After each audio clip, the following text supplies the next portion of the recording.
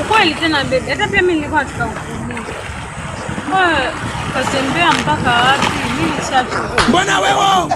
Baby ni hata msijali. Unajua ni kweli tumetembea. Lakini nataka sasa mniambie nyinyi. Hili goli tulifungie guest ama tulifungie nyumbani kwangu? Ama tunazipanga hivi. Mmoja tunakafunga guest. Alafu mwingine tunakafunga nyumbani kwangu. Tunakuwa tushamaliza hivi. Umesemaje? What are you saying? What is he saying? Nimesema yani mmoja tunakafunga guest, alafu mwingine tunakafunga nyumbani kwangu. Na tunakuwa tushamaliza hivi. Mimi naona hata hauko sawa. Kwa nini tena babe?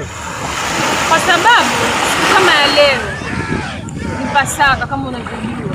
Watu wanasherehekea, wanaonyesha kufa na kufufuka kwa Yesu. Wao wasema tukakafunga. Hivi kwa mfano, hapo kwani ungekuwa kumepewa ama kuna mtu ankufa? Ungechukua mwanamke ukatoka naye nje na huko nyuma unaenda maji ukatoka naye nje ukaenda mkakafunga. Tena guest.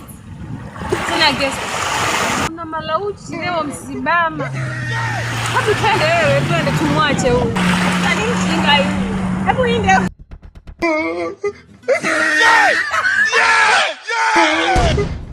Yeah!